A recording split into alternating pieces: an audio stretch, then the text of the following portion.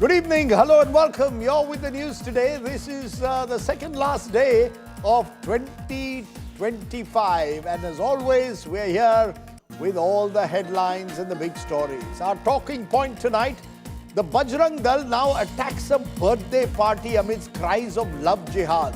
Is the Bajrang Dal getting a free run? Is it time to ban the organization? That's the question we will ask. Also, the big Pawar Parivar reunion in Maharashtra ahead of civic polls. Is it a sign of political alignments changing? But tonight, our top focus.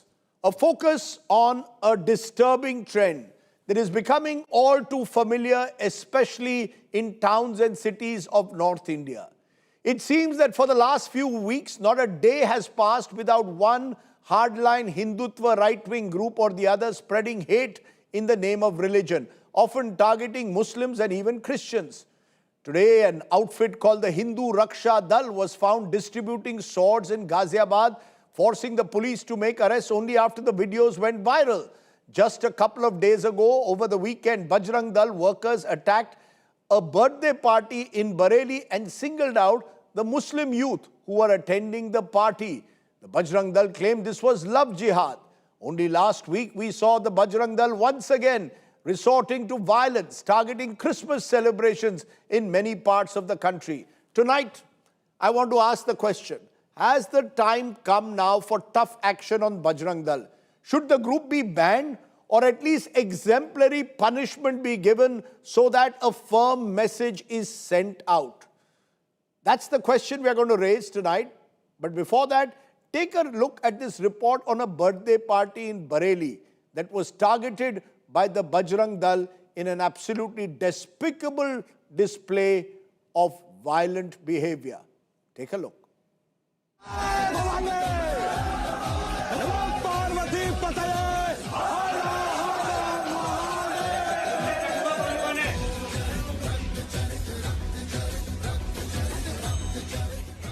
What was to be a birthday party to cherish turned into a nightmare for a young nursing student in Bareilly. Just moments after she cut the cake in the company of her friends, suspected Bajrang Dal workers barged into the cafe. They picked up on two people, Muslim college mates of the woman. What followed was thuggery. The group led by Rishabh Thakur accused the men of love jihad and assaulted them.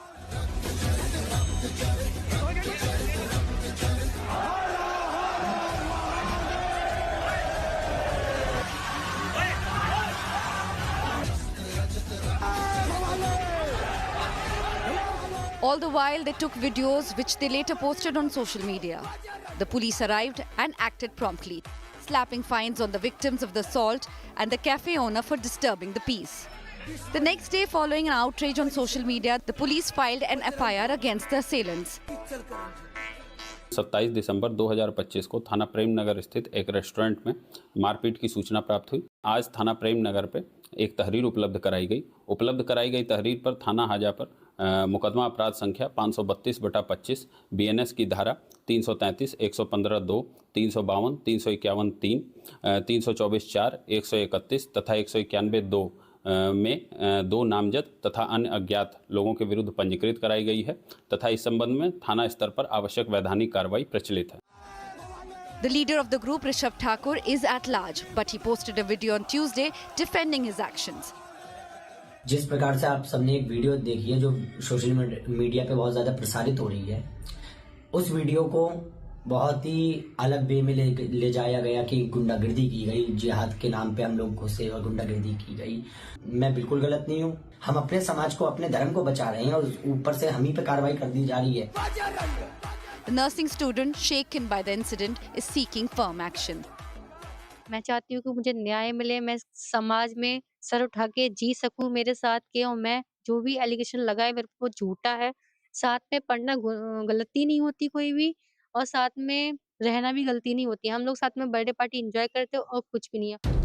Congress leader Shah Mohammed called for a ban on the Bajrang Dal. देखिए, RSS से सीखने की कोई बात तो है ही नहीं, किसी ने कहा भी नहीं।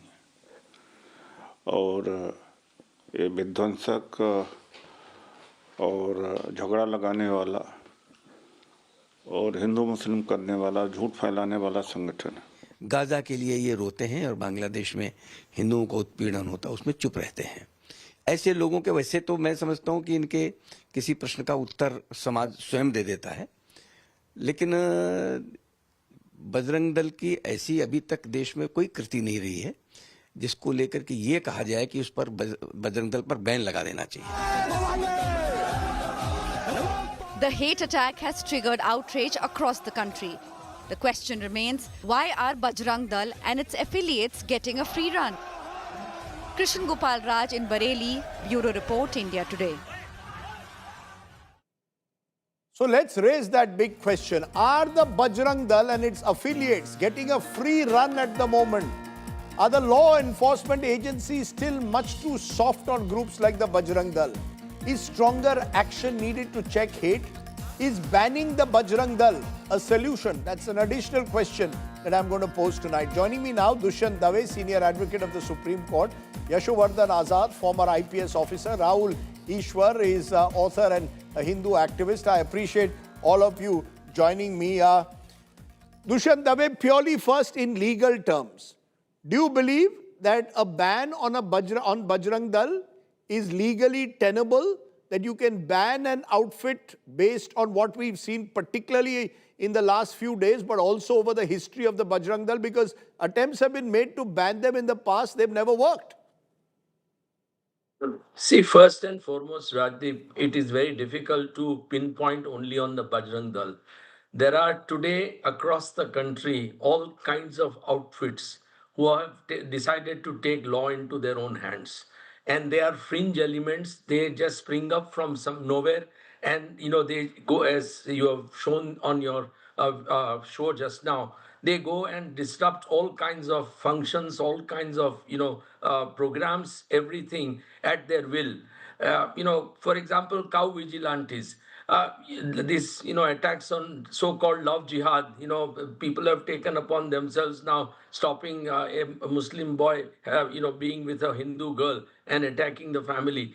There are across the country, I would say hundreds and hundreds of such groups which have sprung up like mushrooms. And it is impossible, therefore, to really control them unless the country or nation decides that enough is enough. We cannot permit this nonsense to go on any longer. What you showed, for example, in Ahmedabad, it just happened that there's a very well-known mall there. And at that mall, there were Christmas decorations made, and this group of people calling themselves Hindu outfit went there and destroyed all that. Now, this is something which is very difficult to stop unless a very heavy hand of law takes over. There is no point identifying Bajrang Dal alone. Bajrang Dal may be one of them, but there are Vishwa Hindu Parishad has been openly advocating about it. As the leader. So you're just saying said a ban is not feasible? I'm sorry, you're saying a ban is not feasible because there are hundreds of outfits and they will metamorphose in different forms. Am I correct? Banning them is not an option. Use the existing legal provisions. I feel that ban won't really be sustained in a court of law. Because it would be very difficult, to prohibition, to ban. You require an extraordinary material, and these isolated instances really will not call for. They are not a terrorist organization on which you can impose a ban. They are an organization which indulges in unlawful activities, and ordinary law should take care of that. So I don't think ban will really work. And what really needs is a message from the top. The Prime Minister, the Home Minister, and the Chief Ministers of the state should, ensure that a message goes from them. Unless they give the message, it is very difficult for us to really control these people. Now, the division and the divide in society is so complete, and this, aggressive form of Hinduism which has now, come up, that phase is very difficult to control. I mean, you see it even in our drawing rooms, people talking about things which were unheard of 20 years ago. And today people talk openly about targeting certain sections of the society and feeling proud about it. So what do you do? The mindset has changed. The whole approach has changed. Religion is being weaponized today. So what do Right. you do about it? Unless people at the top and the religious leaders, the civic society leaders, the other leaders, spiritual So leaders and political leaders all should come out and do something together. you're calling it a leadership challenge. You're saying people at the top have to speak out and speak out strongly. I'll come back to you in a moment. I just want to bring you Yash Azad, because the Supreme Court in a case, Tehseen Poonawalla versus Union of India 2018, said it is the state's responsibility to prevent mob violence, protect targeted communities, arrest perpetrators, and discipline officers. Now, in the case of Bareilly, the police say we've arrested the people involved. Today, when swords were being distributed by Hindu Rakshak Dal, the police says we have acted against them. Do you believe the police act strongly enough, puts the right provisions of the law so that there is exemplary punishment, or is a kid glove treatment given to these vigilante groups? Whenever you have incidents of this kind, it's a simple failure of law enforcement. There is nothing, because banning is certainly not a practical idea, because there are many fringe elements who, in the name of Hindu outfits, create this kind of a gundagardi and lumpenization. Even in the case of Bareilly, you were asking a very important question: did the police take action? If you heard correctly, the policeman said that an FIR was registered the next day, and that is when the FIR was registered and arrests were made. If the police gets an information in a cafe that this kind of a gundagardi is going on, they are supposed to reach the spot immediately and arrest those people right there and then, get the FIR registered and from the victims. So yes, the law enforcement has been weak. Now, there are various other states, Assam, Rajasthan, Chhattisgarh, Uttar Pradesh, Haryana, where these incidents have taken place in the last week of December. Mind you, Rajdeep, when incidents like this have happened before, and the law enforcement knows, the collector or the SP or the police commissioner, that this is the time you have to be extra sensitive, then that's the time when you watch over the main troublemakers. And therefore, I would say that it is definitely the state's responsibility. It's definitely the responsibility of the law enforcement. And it is because you have weak, supine the law enforcement officers that these kind of incidents are allowed. Because once the message you're saying in Bareilly, for example, the police need not have waited for an FIR. They should have moved in immediately. They should have had enough information in Bareilly to know that in a cafe this was happening. Am I correct? Absolutely, absolutely.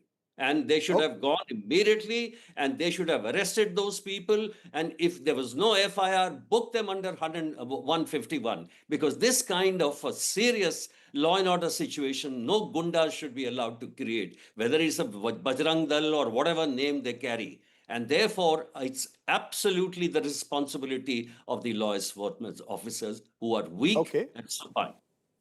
Okay, I know this is from a former IPS officer. We'll come to the police, what the police can do, apart from, of course, acting after an FIR is filed. But Rahul Ishwar, what is interesting, what I find interesting, and I'll get my producer to put the instances of targeted attacks. You're seeing some of them at the bottom of the screen. Almost all of them are in north and central India. This doesn't seem to happen in southern India. It's largely Odisha or BJP-ruled states. This is not happening in the south, which leads many to believe that the Bajrang Dal believes it has got the impunity now because political Hindutva has grown in north and central India. So they believe that we have political patronage here. How do you respond? The south does not see the kind of incidents involving the Bajrang Dal that we see in the north and central part of this country.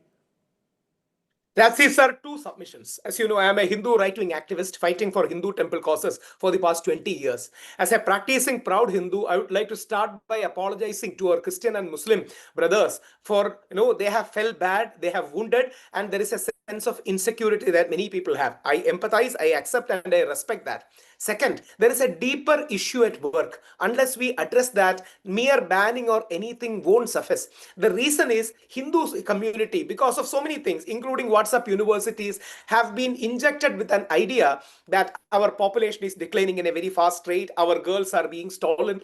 We all know that these are not facts, but unfortunately, such propaganda has taken root, mainly because of so many socio-cultural issues. Even in Kerala, one instance happened where one right-wing or ultra-right-wing related person was arrested for attacking Christmas Carol. Now, what is the solution? The solution is Gandhiji and Vivekananda. See, it is beyond a political problem. It is a spiritual problem. For example, one of the best Christmas celebration in India happens on December 24th, Vivekananda's Belur Mutt, where Hindu saints in saffron do Arati of Jesus Christ and Mother Mary. Unless we point this out and teach, we will never be able to solve problems.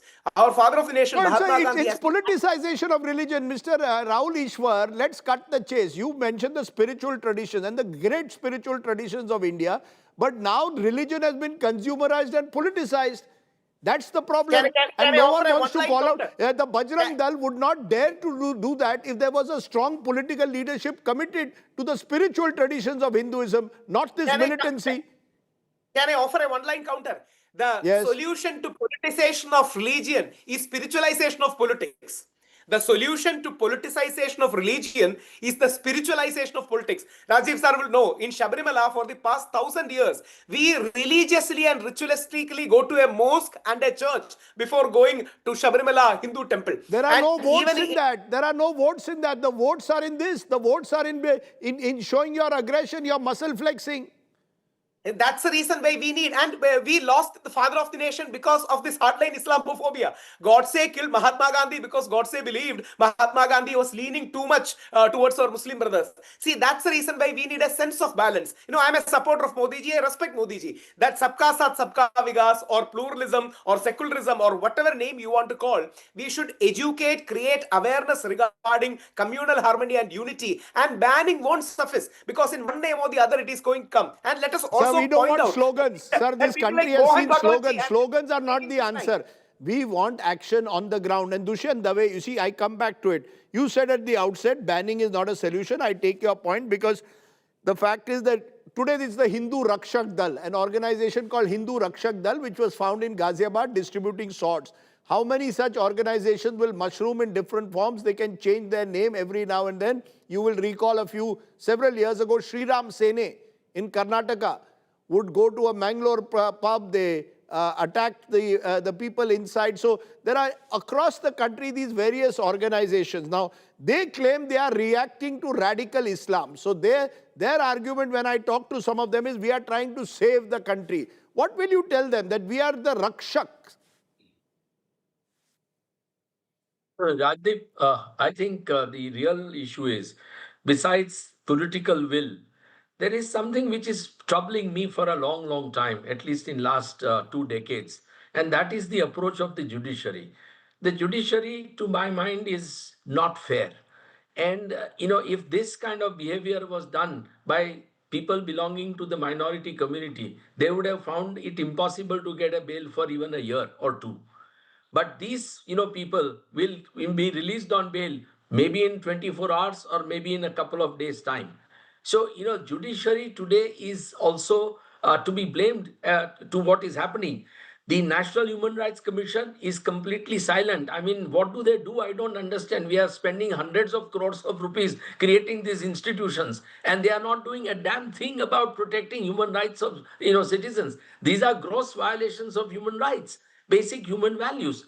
So judiciary law, as was pointed out, the police has failed completely across the country. We know that police officers cannot act independently. If any officer acts independently and sternly against this kind of rowdyism, he will be transferred tomorrow. But judiciary is untouchable, at least supposed to be. Why are judges so lenient? Why are judges not taking this situation seriously? If you send what would you do? 100 people, tell me a provision that you can use. You're saying most of these provisions are instantly bailable. What would you do? Which are the provisions that can be applied? No, these are very, to my mind, they invoke provisions which are lenient. According to me, these assaults are almost murderous assaults. Why should the attempt to murder be not levied on them? Why should they not be picked up for that? Ultimately, people are cow vigilantes are killing across the country. We know that.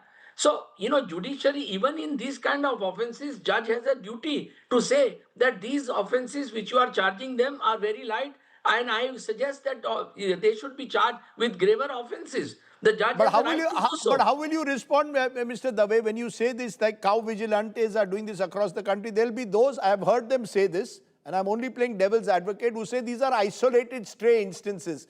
Please do not damn an entire community. Do not spread fear among minorities. Majority Indians do not approve of the actions of the Bajrang Dal. How will you respond to those? That the Bajrang Dal should not be made larger than life. That only gives them they want this publicity. In fact, they put up videos of their actions so that they get wider publicity. Look, as I said, Bajrang Dal is only one of the hundreds of outfits today functioning in the country. And they spring up like this. They just need a spark. And the moment there is a spark, 100, 200 people for the sake of publicity, and they do it deliberately. They like publicity. They put everything on, social media. These kind of attacks are put on social media deliberately, which itself is a very serious, issue to be dealt with by law enforcing agencies and the judiciary. So, according to me, unless everybody works together, the executive, the police, the judiciary, and of course the other society leaders, religious leaders, we can't stop. For example, RSS. Today, Mr. Bhagwat again and again talks about, that we should be one nation, we should be united. Why does Mr. Bhagwat not condemn these incidents? Why does Mr. Modi not condemn? Mr. Modi is, very open to tweeting on birthdays of the Bollywood stars. But he doesn't want to tweet on these kind of incidents and condemn them publicly. He goes to a church, to attend the mass and praises the Christian community and Christianity's message, but then doesn't say a word about these attacks against the Christians or against Christmas celebrations. What's wrong about all these? The fact also, of course, is you're saying that there needs to be stronger messages from those at the very top. Silence is not an answer, nor are slogans. But Yashovardhan Azad, at the end of the day, this has to be solved on the ground. In a country of 1.4 billion people, you expect law and order enforcement is the police's primary duty. Yes, political leadership has to show the will, has to send out strong messages, but the police itself, is the police weak-kneed, or is it getting messaging from the top? Why is the police? Because there are professional police officers, and surely there are those who say enough is enough, even within the police, who will want to take tough action. First of all, Rajdeep, I differ completely with those who say that the messaging or that the chief ministers, no chief minister wants that this kind of a gundagardi should happen in a cafe or anywhere.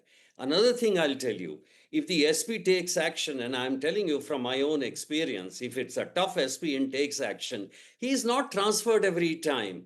In fact, suppose he takes action against a tough action. In fact, 80% of the times, nothing will happen to him. There are odd few cases where this thing happens. So it is a weak enforcement of law. And the second thing is that, whenever we are talking about the judges, you're absolutely right. When you take up a case, it is the judges who set the people on bail. So judges, I agree with Mr. Dave that they should also not be excused. So these are, the question is that this is... No, you say weak law enforcement. No. Why is there weak law enforcement? When you say weak, is that systemic? Is it about up to individuals? Or is it that, there is a fear that if you act against some of these vigilante groups, do they fear retribution? What is it that they fear? Nothing. I don't know what they fear. That's exactly the point which I'm telling you. But if the selection and the posting of Thanedars and the SPs are done on different considerations than merit, then this is what happens. If you have a supine leadership, whether at the level of a chief secretary or a DGP or a SP or a collector, this is exactly what you face. And why they are posted like that is also very well known because of political considerations. What I'm saying is, if the SP takes a straight and square action, the chief minister or the home minister doesn't tell him कि भाई इसको बंद मत करो, इसको मत ये करो. So Unless you're saying it is for the officers on the ground to send out the firm message above all else. You know, Rahul Ishwar, I come back to it. You are speaking about the spiritual traditions of Hinduism. Isn't all of this bringing disgrace to Hinduism? I mean, the Bajrang Dal surely needs to be called out by those who claim to be spiritual Hindus. They also stay silent. They need to say that this militancy has no place in Hindutva. Why don't they say it? What are they scared of? Rajdeep sir, we should remember how Mahatma Gandhi engaged with RSS. He went to the Varda camp again in 1947. He positively appreciated the Sangh for the positive Hindu things that they have done. That point of time, untouchability was an issue. And Gandhiji was honest in saying that we should have Hindu-Muslim unity. We need such honesty. I would use pluralism instead of secularism for differentiating it. We should not toe a Nehruvian secularist line. We should have active social awareness. Why don't Hindu spiritual leaders call out the violence? Why don't all these leaders, why don't they call out the violence? The Shankaracharyas, the various people who are seen as the symbols, ambassadors of Hinduism, why don't they call out the violence? What are they scared of? People like Sri Sri Ravishankarji or Sadhguru have time and again, or Mata Amritanandamayi Devi has time and again spoken the importance of harmony. See, hate is a social phenomenon. In order to defeat hate, we need more harmony. We need more inclusion. We need to convince our ultra-right. I haven't heard any of these gurus calling out the Bajrang Dal. I haven't heard them. Sorry, I haven't heard them. You must have heard them. I haven't heard them calling out them by name. They have to be named and shamed. I mean, rather, we should cleanse them and get them back from hate. That was the Gandhian method, where he engaged with them and point out that Hindu-Muslim unity is needed and hatred is not there. See, this is a social issue and we have to address it socially. It's a community issue and we have to address it community. I agree with you. More and more Hindu leaders should come out and say hate is not the way. We need more inclusion and social awareness is the way ahead, not the strong law of the hand. Of course, they should work. Like I'll leave it there. I'll leave it there. I've heard various points of view. I appreciate my guest joining us. It's time for my take. For all the muscle flexing it does, the Bajrang Dal is in reality a bunch of cowards. Cowards, C-O-W-A-R-D-S, who often target the weak and helpless. The Bajrang Dal isn't going to join the country's fight against cross-border terrorism. That the army will do. But what will the Bajrang Dal do? Terrorize common, ordinary people who hold contrarian religious beliefs. That's their only crime. This is plain and simple gundagardi that brings disgrace to the great traditions of an inclusive, plural Hinduism. One of the objectives of the Bajrang Dal when it was formed through the Vishwa Hindu Parishad in 1984 was to protect Hindus from anti-social elements. Now, we need protection from the Bajrang Dal. As part of a wider parivar, Sangh Parivar, the Bajrang Dal and other Hindutva affiliates have been emboldened by the growing acceptance and normalization of political Hindutva. Truth is, the activities of the Bajrang Dal are starkly unconstitutional. Banning the organization won't work since it will resurface in another avatar. What is needed is strict, even implementation of the law and a political will. Someone needs to remind the political leadership that appeasing the Bajrang Dal is going to boomerang on them one day. Any slogan like Sabka Saath will sound hollow as long as the goon squads get away with impunity each time. Think about it. Okay, let's turn from there to our top political story of the day, which came from West Bengal, where Union Home Minister Amit Shah has sounded the poll bugle for the Battle of Bengal that takes place in 2026. He highlighted today infiltration as one of the main issues that the BJP will focus on in the elections. Chief Minister Mamata Banerjee hit back, pointing out, she said, the failures of the Modi government and Mr. Shah as Home Minister in checking terror attacks. Listen in. एक ऐसी मजबूत राष्ट्रीय grid बनाएंगे जो बंगाल से घुसपैठ को समाप्त कर देंगी। इंसान छोड़ दीजिए, परिंदा भी पैर नहीं मार पाए, इस प्रकार की एक मजबूत ग्रिड की रचना हम करेंगे और न केवल घुसपैठ रोकेंगे, सारे घुसपैठियों को चुन चुन कर भारत के बाहर निकालने का काम भी भारतीय जनता पार्टी की बंगाल सरकार करेगी। বাংলায় শুধু অনুপ্রবেশকারী, কাশ্মীরে নাকি নেই। তাই যদি সত্যি হয় বন্ধু, একটা কথার উত্তর চাই, পহেলগাঁও তাহলে কি আপনারা করলেন? দিল্লিতে কিছুদিন আগে যে ঘটনা ঘটে গেল, অনুপ্রবেশকারী বাংলা ছাড়া কোথাও নেই, তাহলে কি আপনারা করলেন? And amidst the war of words, here is the reality on the ground, because the real issue is the SIR exercise, the special intensive revision that is being carried out in West Bengal by the Election Commission. It is slowly emerged that thousands of people may have been wrongly dropped from the draft list. While the Election Commission is blaming it on a software glitch, the ruling TMC claims a conspiracy. What's the truth? Take a look at this report.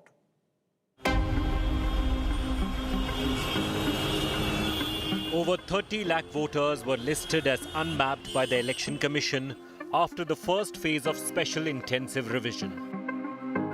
This meant these voters were unable to trace their names or their close relatives' names to the 2002 voter list and were supposed to attend hearings.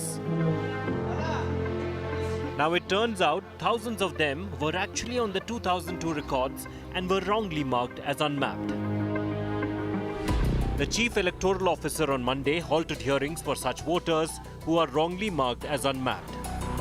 The CEO, in a directive to District Electoral Officers or DEOs, said that the mistake was due to errors in conversion of PDF of 2002 rolls into CSV format. Such electors who have been issued notices will not be called for hearings. DEO will have to verify the 2002 voter list, and BLOs will make field visits and take photos of such electors. The Trinamool Congress is claiming a conspiracy behind the entire exercise. বিএলওদের বাড়ি বাড়ি গিয়ে করতে ERO এইআরও সবার 2 মাস লাগলো, আপনি same day 1 ঘন্টার মধ্যে করে বার করে দিলেন। কোন সফটওয়্যার রান করা হয়েছে, কাকে দিয়ে করা হয়েছে? The BJP hit back, calling TMC's charges baseless. See, the fact is 58 lakh names have been struck off. That's a fact. Here itself, Trinamool is in major trouble. According to me, even simply on vote numbers, they are losing the election. Whenever they lose, they blame the tool. The fact is, if you lose the voters' confidence, you will be outvoted. A digital glitch has created immense political firestorm in West Bengal. What began as a technical failure in the BLO app have now become a flashpoint between the Trinamool Congress and the BJP.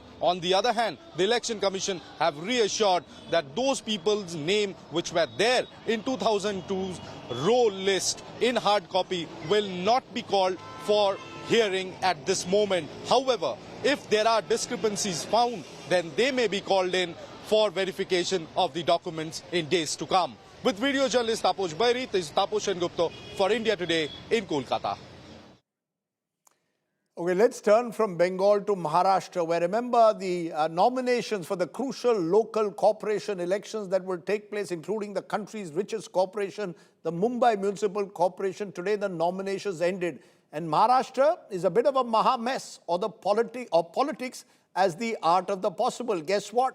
Sharad Pawar and Ajit Pawar, supposedly taking each other on at the national level and indeed in Vidhan Sabha, have united in the Pune municipal elections. That's not just all. We're also seeing the Congress tying up with the Shiv Sena and Raj Thakre in Pune, but fighting on its own with Prakash Ambedkar in Mumbai. But it's the Pawars and the politics of Pawars that is intriguing. Think about it.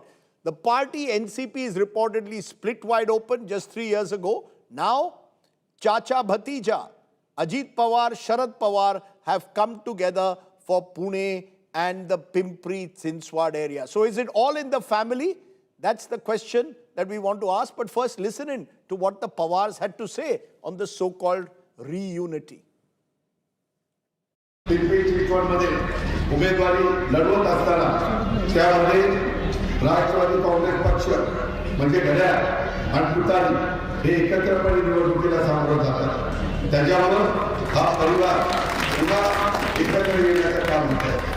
त्यामुळे पुणे आणि पिंपरी चिंचवडमध्ये राष्ट्रवादी शरदचंद्र पवार पक्ष कार्यकर्त्यांचं समजून घेऊन ऐकून घेऊन त्यांच्यासाठी आम्ही दोन्ही पक्ष ये दोन्ही महानगरपालिका एकत्रित लढणार आहोत. So what are the Pawars up to? Is this another example of power play in Maharashtra? Sahil Joshi, our editor in Mumbai, joins us. Anish Gawande, spokesperson NCP Sharad Pawar, and Avinash Pushpalata Govindra Adik, NCP General Secretary, spokesperson for the Ajit Pawar group with us. Thank you all very much for joining us.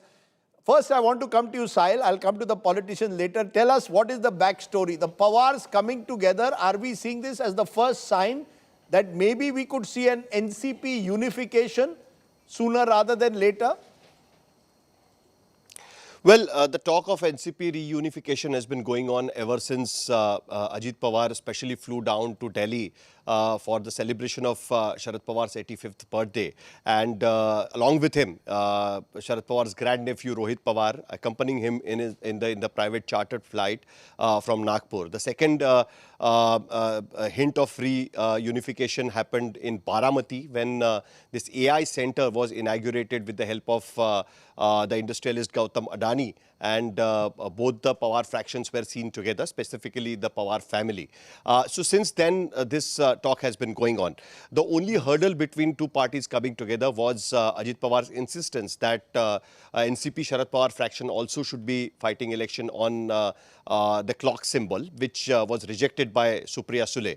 But what it seems at this point of time, that in the local body elections, it was made very clear by the BJP that they are not going to have any kind of an alliance or understanding with Ajit Pawar, and because of that, Ajit Pawar had no other option than to make an alliance with NCP-SP, specifically in the region where NCP always has claimed their dominance in the region of Pune. So is it only a temporary alliance? In some parts of Western. So, Sahil, is it only a temporary alliance, or is it the beginning of their coming together? A quick answer. No, so basically I think it is beginning of them coming together, because one can clearly see, I mean, everybody is keeping close watch on the political situation in Maharashtra, which a lot of people in NCP feels that by 2029, Ajit Pawar will be pushed out of the alliance, which is kind of an unnatural alliance with the BJP. And when 2029 assembly elections will be fought, it will be Ajit Pawar will be might be fighting separately from Shiv Sena BJP alliance. So might as well come together, because the main problem within the alliance was that Ajit Pawar and his supporters were inclined to go with the BJP, whereas Supriya Sule and others were not ready to go with have an alliance with the BJP. So one can say that right now it's kind of a beginning, you know, that ice has broken. Whether it actually cements them into an alliance is something what we will get to know in few years of time. Okay, Sahil Joshi for joining me. Let me then, thank you very much, Sahil. Let's now go to Anish Gawande. Anish, you heard from Sahil Joshi. How do we interpret this? Just 2 days ago, and I'll try and play those pictures, Gautam Adani was at a function in Baramati, and he's seen also as one of the cementing factors between the two Pawars. What is happening? Is it that the two Pawars are inevitably coming together because politics, according to their critics, is business?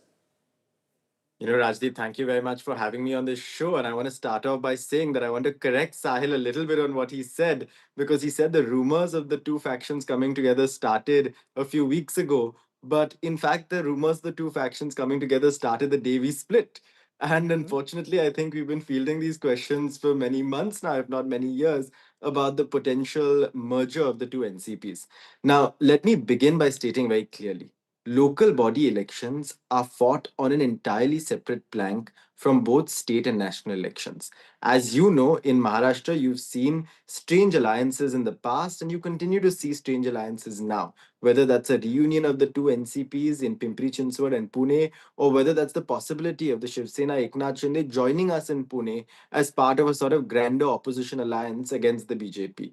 The Congress is tied up with the Vanchit Bahujan Aghadi in Mumbai, but is fighting with the sort of Shiv Sena UBT in Pune. So at the very outset, I think these are not considerations that are made with state or national politics in mind. They're taken given the local. No, but what is the message then? Where is the ideological fight? Mr. Ajit Pawar conveniently is with the BJP at the center and at the state, and at the local level with Sharad Pawar. What is the ideology then?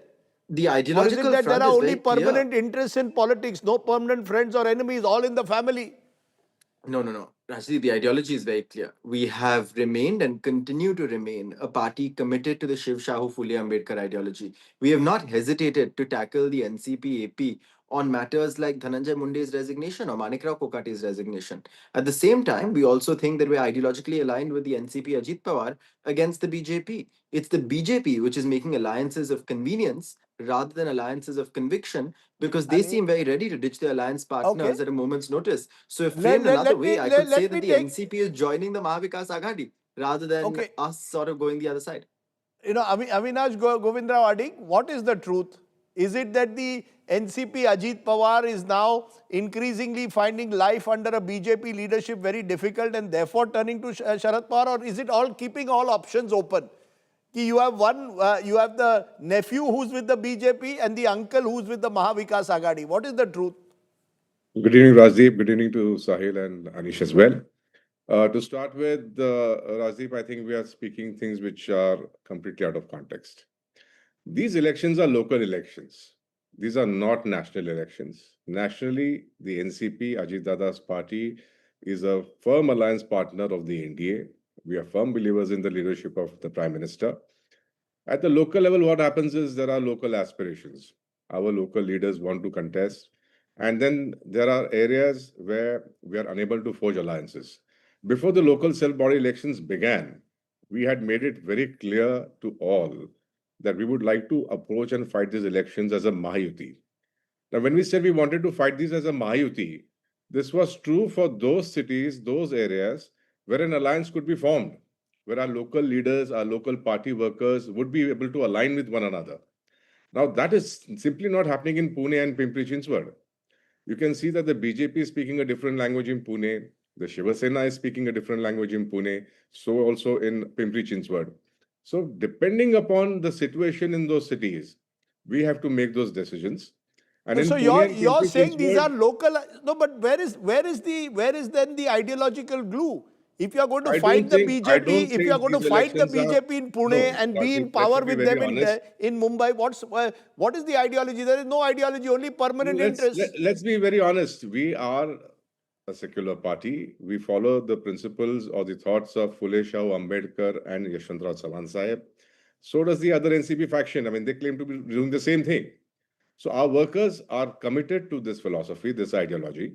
But so when it comes come to together, ward level elections, Anish Gawande is also saying they are committed to Shahu Phule Ambedkar. You are also saying, so why don't you all come together then? Both in Mumbai, in Delhi, that is for the leadership to decide. We have also forged this alliance with the NDA, keeping in mind the development. You see, you can't commit or do any development work sitting in the opposition. All you can do is keep making noise. We are people who are being led by Ajit Dada Pawar, who everybody knows is a workaholic person. He's a go-getter. He's somebody who believes in going on to the grassroots and working. He's not somebody who wants to simply be in politics to make noise. Now, that is the only difference there is. We wanted to go into the government. How will you respond to those who say this is not about power but paise ka khel hai? You want to control the lucrative Pune Municipal People are Corporation. going to say what they want. It's all about money. It's not about power. Power is linked to money. Yes or no? No, Rajdeep. We completely disagree with that. We are committed to work for the people. Look at Ajit Dada. He's working 24/7. You can see him going and inspecting work at 6 a.m. in the morning. That is only to see that the local I have people no doubt. I have seen Ajit Pawar working. I know he wakes up at 6 a.m. He once woke me up at 5 a.m. You did an interview with him at 5:30 in the morning. Yes, I did an interview with him at 5:30 a.m. But Anish Gawande, a quick final word to what you just heard. It looks like all of you want to come together. You can attend parties together. You can do business together. But somewhere family functions, Rajdeep. Let's not get family functions. So why don't you all just come together and end this? Decide where you want to be. Fight on your own. Well, everywhere. Anish could carry forward your message to the other party, and that will happen. Okay, Anish. Okay, Govindrao Adik is giving you an open invitation. Avinash. And I think Avinash, sorry. I think Adik Sahib is a very senior leader, and I think he's involved in these conversations far more than I am. So I shan't speak way beyond my pay grade. But what I can tell you is that in politics, Rajdeep, at least for Pawar Sahib, for Supriya, and certainly I think so for Ajit Dada as well, the aim of politics is service of the people.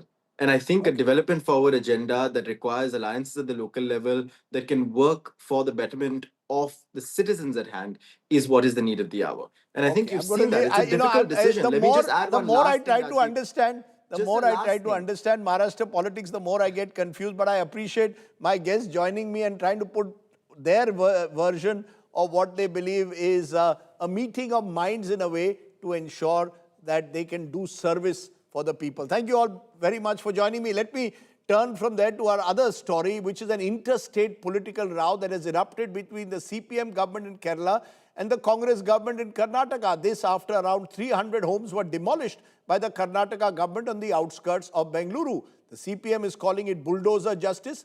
The Karnataka Congress says the CPM is playing politics ahead of the Kerala elections. Take a look. It's the battle of the India bloc allies, both in charge of a southern state. A political row has erupted between CPM leaders in Kerala and the Congress in Karnataka after the state government bulldozed nearly 300 allegedly illegal houses in the Kogilu village near Yelahanka on the outskirts of Bengaluru on the 20th of December. The action by the Karnataka government has rendered hundreds of families homeless in a single night. The Karnataka government is taking strong measures to resolve the Kogilu demolition issue, with Chief Minister Siddaramaiah announcing that the evictees from illegal sheds will be allotted alternative homes starting the new year. He emphasized that action will be taken against officials in the revenue department and civic officials who allowed encroachments, noting that such illegal activities could not have happened without the knowledge of authorities. Chief Minister of Kerala has made it an issue because the election is coming on humanitarian grounds. We are going to give alternative accommodation to these people. The issue escalated after Kerala Chief Minister Pinarayi Vijayan had criticized the demolition drive, saying that the North Indian model of bulldozer justice had stepped into South India. CPM MP John Britters had hit out at the Karnataka CM and Deputy Chief Minister, saying that Kerala could not remain mum over bulldozer justice. These remarks have now drawn a sharp response from Karnataka Deputy CM DK Shivakumar. The statement of DK Shivakumar is condemnable. When there is a bulldozer justice that is being carried out, especially in our neighboring state, it's up to us to respond to it and also to send our delegations. Let they condemn, let they do whatever want. We know how to run the administration, we'll run the administration. Unnecessary, if they want, let they have those, take their people there and let they give them whatever they want. Karnataka Home Minister G. Parmeshwara has also hit out at the Kerala Chief Minister. We need not take somebody, some other chief minister, some other leader in some other state, their instructions or directions. We have a very well established governance in the state. It's an all-out war of words between John Britters, MP from Kerala, and DK Shivakumar here in Bengaluru. While John Britters said that what the Karnataka government did with demolition was highly condemnable, DK Shivakumar went on to say that if the Kerala government was bothered so much about the evictees, they have to take them back to Kerala, is what DK Shivakumar said. Chief Minister Siddaramaiah, meanwhile, has allotted all the houses for genuine people who were stranded after the demolition, and that would be in the Bayapnalli place of Bengaluru. Nagarjun Dwarkanath for India Today. Let's turn to our Get Real India story. In August this year, a 20-year-old was lynched to death in in a northern Maharashtra village. Now the parents of Suleman, who are still struggling to cope with the loss of their son, have after decades chosen to leave the village and gone instead to neighboring Buldana. This after some suspects in the murder case returned to the village on getting bail. Tonight's Get Real India story is a stark reminder of what sometimes happens on the ground when communal divisions erupt. Take a look.